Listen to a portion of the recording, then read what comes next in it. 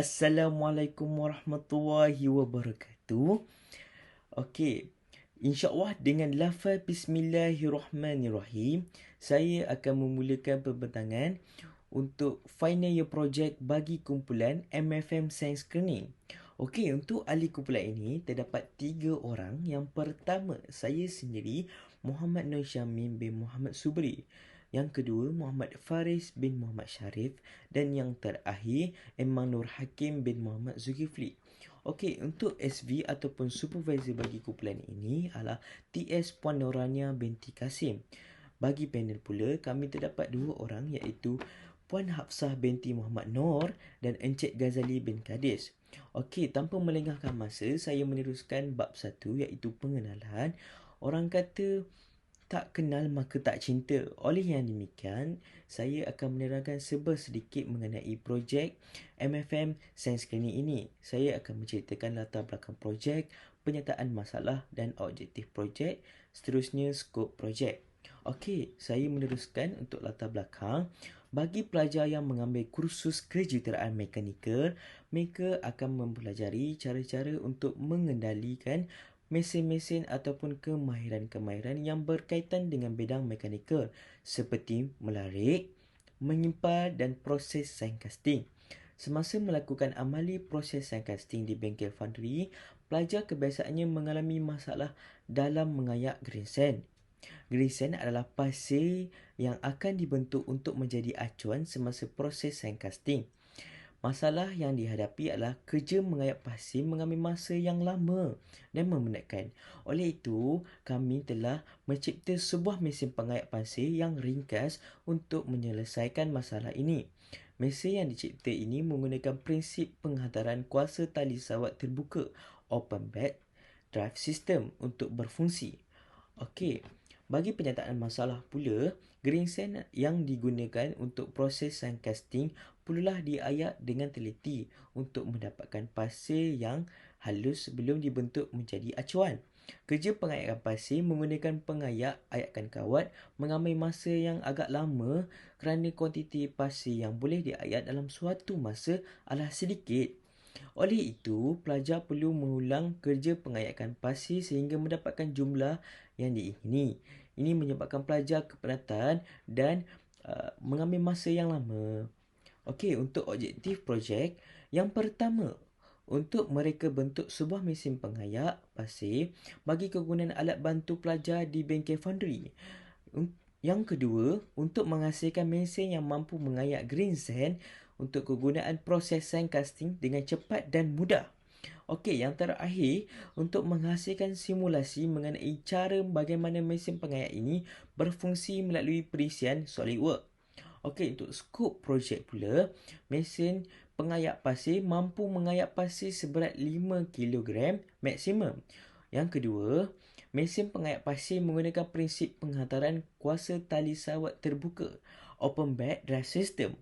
Okey, untuk yang ketiga, mesin pengayak pasir ringkas yang berfungsi sebagai alat bantu mengajar di dalam bengkel foundry. Dan yang terakhir, untuk skop projek ini menggunakan bahan keluli lembut sebagai rangka utama. Saya akan meneruskan pembentangan ini kepada sahabat saya.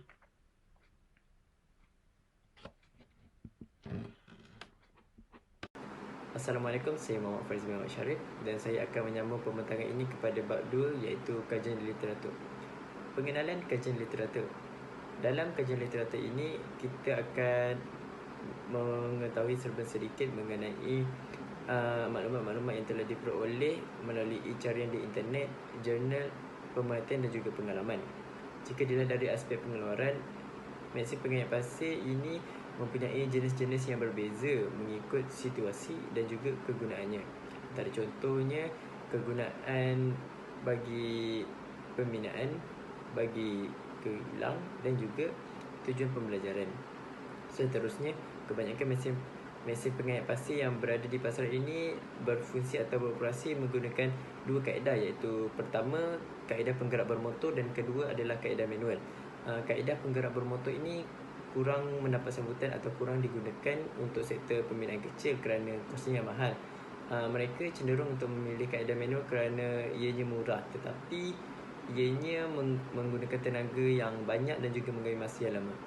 Oleh itu, bagi penggunaan sebagai alat bantu mengajar, ianya adalah lebih sesuai untuk menggunakan kaedah manual kerana ciri-ciri yang telah dinyatakan. Slide ini akan menunjukkan contoh reka bentuk mesin atau alat pengayat pasir yang telah berada di pasaran. Pertama, layar pengayat pasir. Kedua, alat pengayat pasir manual. Ketiga, alat batang sejajar atau greasy. Keempat, mesin ayakan bermotor. Kelima, mesin pengayat pasir kompleks. Seterusnya adalah jenis dan kegunaan pasir. Jenis pasir terbaik pada dua iaitu pasir halus dan pasir kasar. Pasir halus biasanya digunakan untuk dibancuh bersama simen dan bancuhan ini menghasilkan campuran yang bersifat plastik dan mudah melekat, tetapi ianya agak kurang kuat. Bagi pasir kasar pula, ianya digunakan untuk bancuhan konkrit dan menghasilkan blok atau bata simen. Slide seterusnya akan menerangkan mengenai proses sandcasting. Definisi proses sandcasting. Sandcasting adalah perbuatan atau proses menghasilkan pemutus dengan cara menuangkan logam cair ke dalam bekas acuan pasir.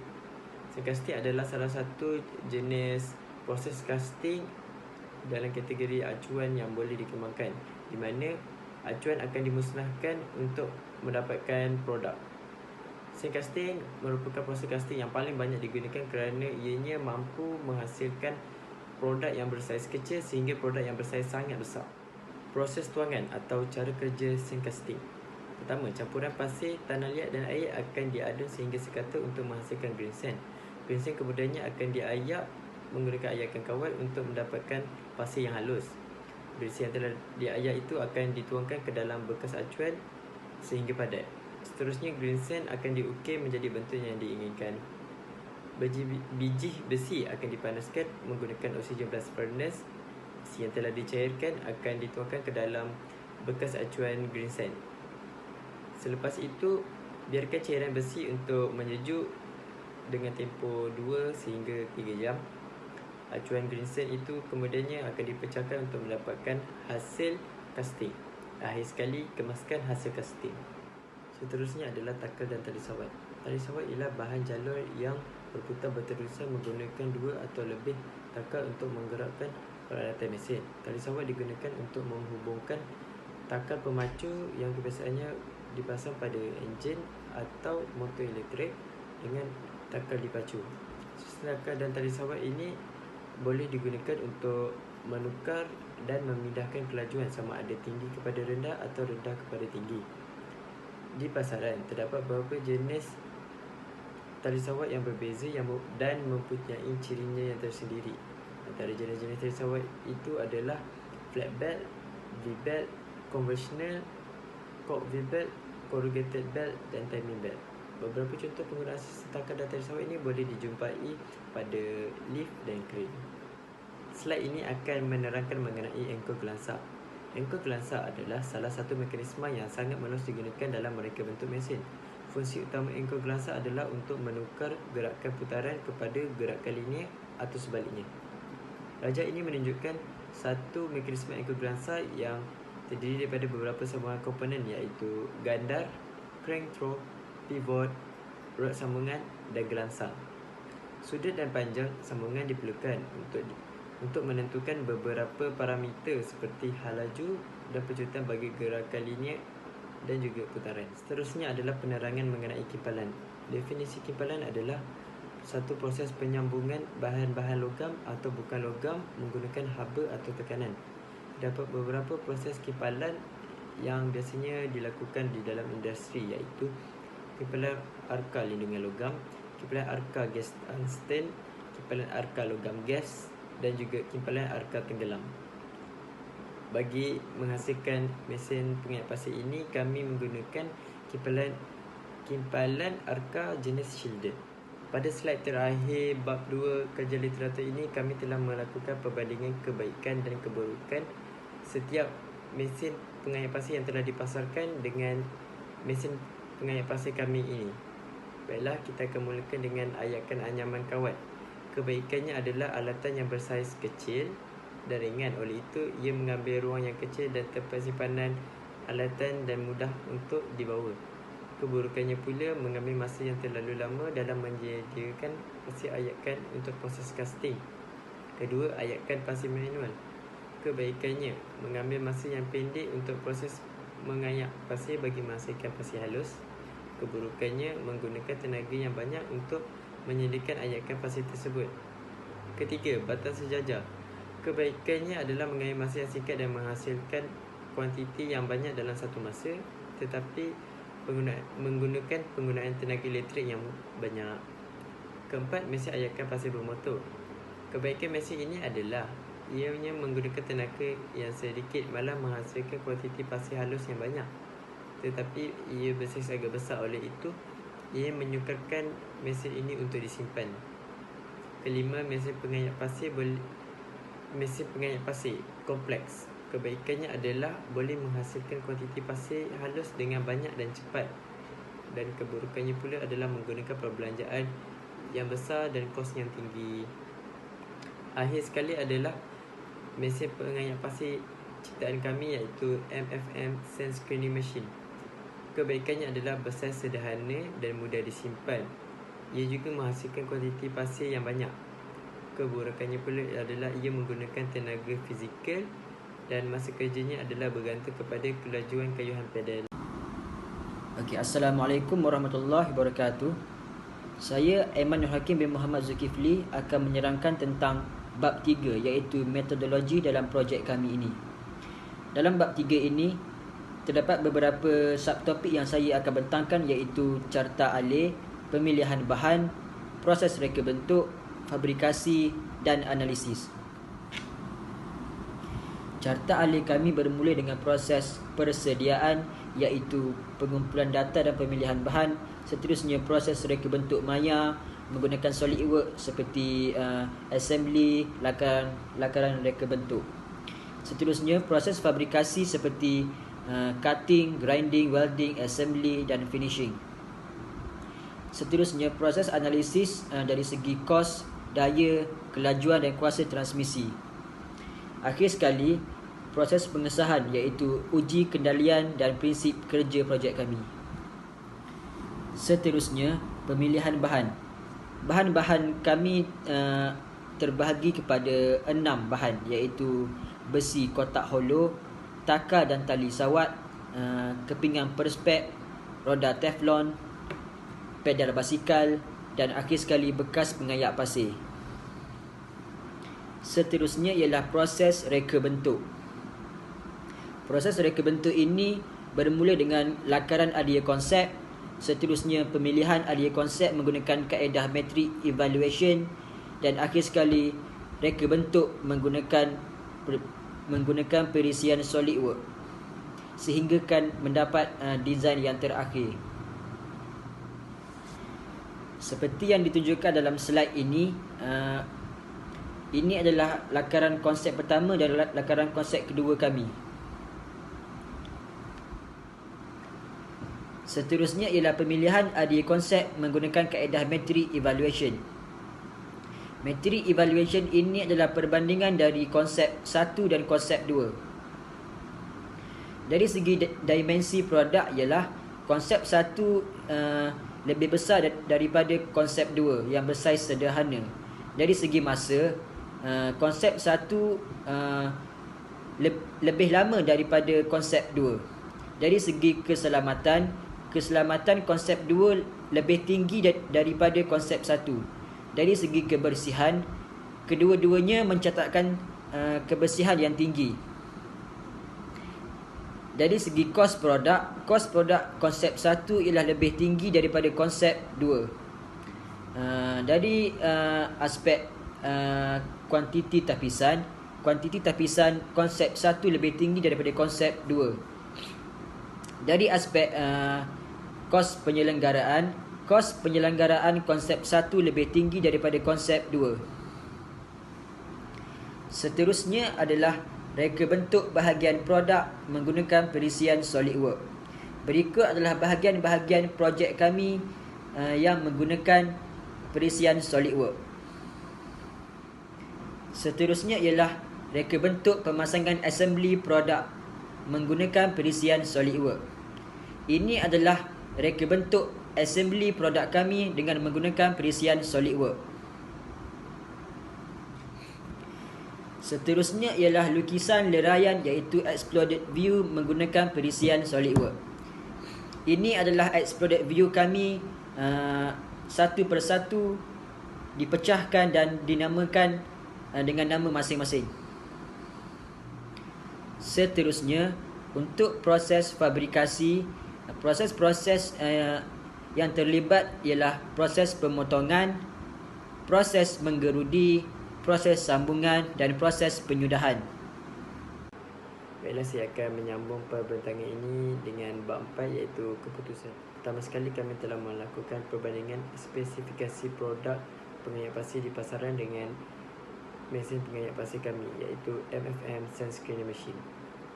Baiklah, pada jadual ini kita akan lihat perbandingan yang dibuat di antara loyang pengayak pasir, mesin pengayak pasir kompleks dan juga MFM Sand Screening Machine.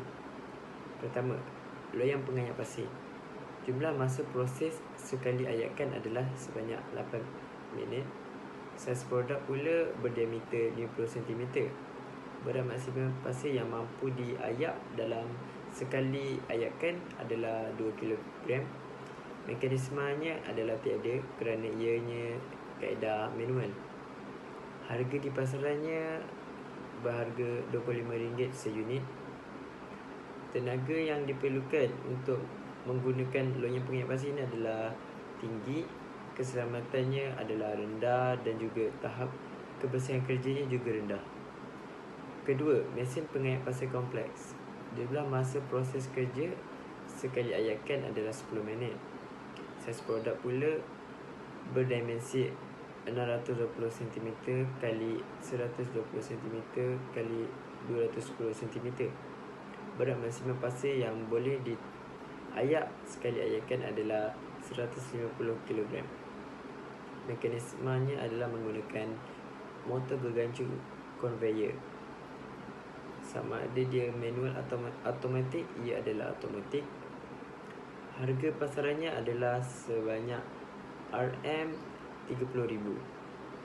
Tenaga yang diperlukan untuk menggunakan mesin ini adalah sederhana, ciri keselamatannya tinggi dan tahap kebersihan kerjanya juga adalah tinggi.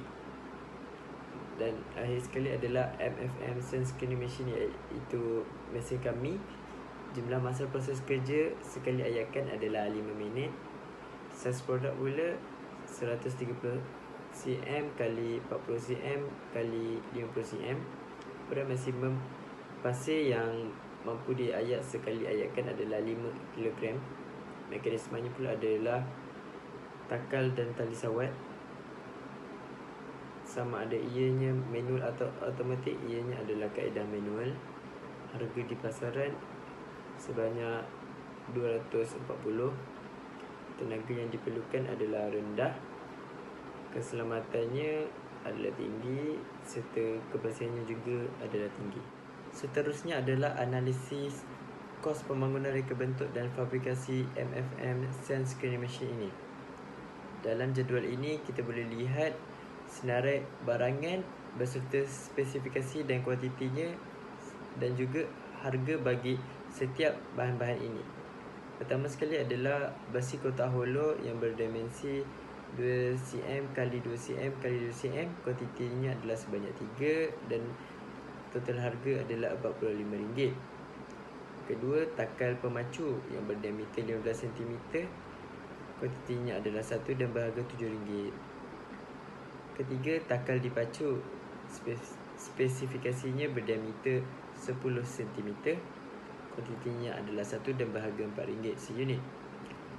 Keempat, tali sawat sebanyak 1 unit yang berharga RM8. Kelima, bearing yang kami menggunakan 2 unit dan berharga RM3. Seterusnya, kepingan besi bulat sebanyak 1 unit berharga RM12. Papan perspek yang berdimensi 2 meter kali 2 meter kuantitinya adalah 1 dan berharga RM28. Seterusnya, roda teflon sebanyak 1 unit berharga RM6. Set pedal basikal kuantitinya adalah 1 berharga RM25. Dan juga dawai halus sepanjang 1 meter berharga RM8 satu unit. Kami juga telah melakukan sewaan mesin untuk menyiapkan proses fabrikasi ini. Antara mesin-mesin yang terlibat adalah mesin kimpal, mesin canai dan mesin gerudi. Total sewaan kos sewaan mesin-mesin ini adalah RM80 dan jumlah untuk pembangunan reka bentuk dan fabrikasi ini adalah RM226. Setelah mengambil kira faktor harga pemasaran, kami akan menjual mesin ini dengan harga RM240. Analisis seterusnya adalah analisis hal laju. Pertama sekali kita perlu mencari nisbah laju VR dengan menggunakan formula VR sama dengan N1/N2 sama dengan D2/D1, di mana N1 adalah hal laju putaran bagi takal dipacu dalam RPM, N2 adalah hal laju putaran bagi takal pemacu dalam RPM, D1 adalah diameter bagi takal dipacu dan D2 adalah diameter bagi takal pemacu. Anggaran hal laju putaran bagi takal ini adalah 140 RPM. Diameter takal dipacu adalah 10 cm dan diameter takal pemacu adalah 15 cm. Jadi kita akan masukkan nilai ini ke dalam formula VR sama dengan 15/10 dan kita akan dapat jawapan 1.5. Oleh itu kita boleh mencari anggaran hal laju putaran bagi takal dipacu juga merupakan hal laju untuk menggerakkan bekas pengait pasir ini, iaitu VR sama dengan N1/N2 dan nilai nisbah itu adalah 1.5 sama dengan N1/140. Value N1 sama dengan 210. Oleh itu jangkaan hal laju di takal dipacu adalah sebanyak 210 RPM. Baiklah, pada slide ini saya akan menerangkan mengenai analisis simulasi rangka utama. Rangka utama kami ini diperbuat daripada besi kotak hollow dan berikut adalah volumetric propertiesnya. Mass 359.517 kg, volume 0.046605 meter cube, density 7,700 kg per meter cube dan weight 3,523.26 Newton. Untuk melakukan simulasi ini, kami telah simulate bahagian rangka utama ini dari segi getaran. Hal ini kerana mesin kami ini melibatkan banyak getaran. Dan pada contoh amplitude 1 ini, gambar amplitude 1 ini, kita dapat lihat kawasan rangka ini berwarna-warni, ada merah, biru dan hijau. Kawasan yang berwarna biru bermaksud kadar stress and strain-nya adalah rendah, dan warna merah pula bermaksud kadar stress and strain-nya adalah tinggi. Mengapa bahagian bawah rangka ataupun bahagian tapak rangka ini berwarna biru adalah kerana ianya stabil ketika mesin ini beroperasi, manakala bahagian rangka atas berwarna merah ataupun stress and strain-nya adalah tinggi kerana di kawasan atas itulah kita melakukan kayuhan yang menyebabkan getaran yang banyak. Okey, untuk keputusan simulation of filter ataupun simulasi bekas pengayak, okey. Untuk table units, unit system SI itu kami menggunakan SI units. Okey, untuk length displacement millimeter, temperature Kelvin, angular velocity rad per second, pressure Newton per meter square. Okey, untuk study properties seperti yang di table yang dinyatakan di dalam slide dan report ini. Okey, seterusnya untuk mesh information. Okey, mesh type solid mesh, untuk mesh use standard mesh, automatic transition of include mesh outer loops of jaggable point for high quality mesh 16 point. Okay, untuk element size 50.5748 mm, tolerance 2.52874 mm. So mesh quality height, so mesh information detail table, okay, itu total nodes 425399. Okay, total elements 234084. Okay, maximum aspect ratio 17.802. Okay, untuk percent of element aspect less than 3, 57.5, and percent of element with aspect ratio more than 10, 0.0513, and percent of disordered element jawaban 0. Time to complete mesh 16 minutes, and computer name is Syamin, iaitu saya. Okey, yang pertama, sebelum pergi lebih lanjut, hanya beberapa simulasi sahaja yang boleh dilakukan untuk bekas pengayak ini, oleh kerana bekas pengayak ini rigid dan fix. Okey, bekas pengayak ini hanya sangkut pada konektor yang connect pada bracket puli. Analisis adalah force ataupun daya tolak dan daya tarik di connection di pin bracket connector itu tersebut. Okey, munculnya force distribution. Okey, seterusnya, okey, seperti yang di dalam slide ini, adanya parameter berwarna-warni itu. Okey, parameter yang di sebelah bekas pengayak itu adalah indicated inverted element chart. Okey, so untuk yang gambar yang pertama, okey, stress 1 tu, name stress 1 tu adalah type von Mises. Okey, minimum dan max dia. Okey, untuk gambar yang kedua, untuk displacement type resultant displacement. Okey, itu untuk minimum dan max dia. Okey, seperti yang saya cakap tadi, chart yang berwarna-warni itu adalah indicated finite element chart. Okey, untuk keputusan simulation of bracket ataupun simulasi bracket connector rod ni, terdapat 3 table yang telah dinyatakan di slide, iaitu solid body punya jadual, study property table, and table of unit yang digunakan. Okey, untuk next slide ini terdapat juga 2 table yang biasa untuk simulasi, iaitu table pertama mesh information dan yang kedua mesh information detail. Okey, untuk slide yang seterusnya, kami telah menjalankan 2 simulasi analisis terhadap bracket ini. Yang pertama, analisis stress yang menggunakan type von Mises. Terdapat juga minimum dan maksimum seperti yang dinyatakan di table ini.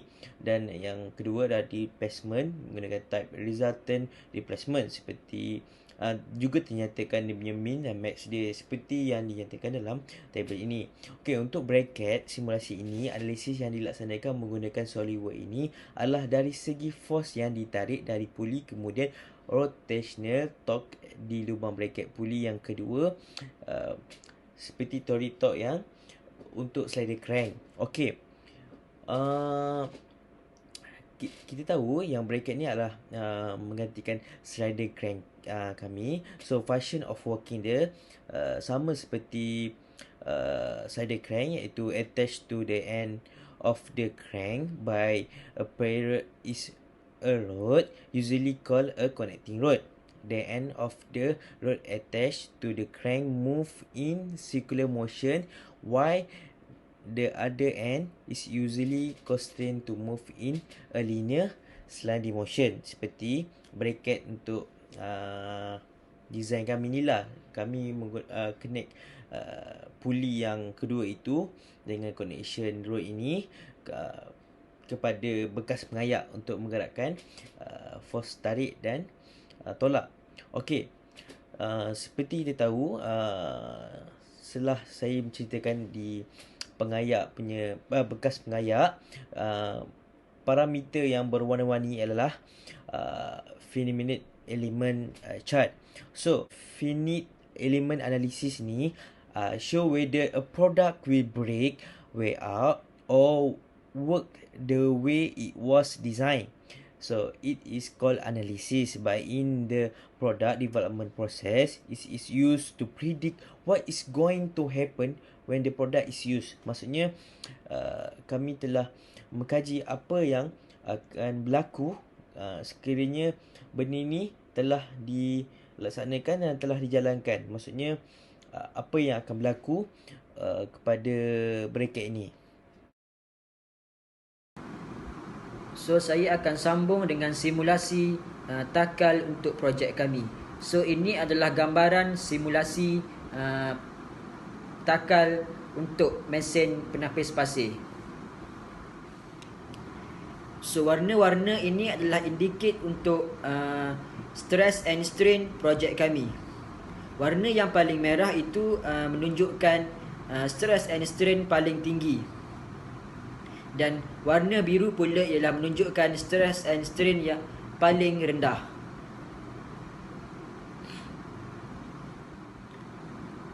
Untuk torque analisis puli, semakin tinggi rotation of that pulley, semakin tinggi deformation of rotation on that pulley. Terima kasih. Kita telah sampai pada penghujungnya, iaitu bab 5 kesimpulan. Okey, saya meneruskan pembentangan. Kesimpulannya, sepanjang tempoh pembelajaran, subjek DAM2 1801, DAM2 2303 engineering projek 1 dan 2, kami telah ditugaskan untuk menyiapkan laporan penuh, laporan teknikal dan lukisan reka bentuk menggunakan aplikasi SolidWorks 2019. Hasil kerjasama ahli kumpulan dan dibantu oleh penyelia kami, iaitu Puan Norania. Kami telah berjaya menyiapkan laporan penuh dan virtual prototype untuk MFM Science Screening Machine. Inovasi ini adalah jalan penyelesaian baik dan bijak untuk menangani masalah yang sering dihadapi oleh pelajar ketika menjalani proses pengairan pasir dalam pembelajaran di bengkel foundry. Mesin pengait pasir ini dapat memberi banyak kebaikan kepada pelajar, antaranya menjimatkan masa, tenaga dan dapat mengait pasir dengan kuantiti yang besar dalam satu masa. Oleh yang demikian, objektif projek kami telah tercapai, iaitu untuk mereka bentuk sebuah mesin pengait pasir bagi gunakan alat bantu pelajar di bengkel foundry. Penambahbaikan yang telah dilaksanakan dalam projek ini adalah kami telah menukarkan sistem gegancu dan rantai kepada sistem tali sawat dan roda. Setelah dikaji semula, penggunaan sistem tali sawat dan roda ini lebih efektif dan efisien dalam menghasilkan tenaga transmisi kepada proses ayakan pasir. Okey, akhir sekali, projek mesin pengait pasir ini dapat memberi impak positif dan potensi yang terbaik kepada pelajar dalam pembelajaran di bengkel foundry dari segi masa dan tenaga. Okey, sekian terima kasih dari kumpulan kami. Di sini kami ingin merakamkan sekalum penghargaan dan ucapan jutaan terima kasih kepada semua pesyarah kerana telah banyak membantu dan mendidik dalam menjayakan projek akhir tahun kami.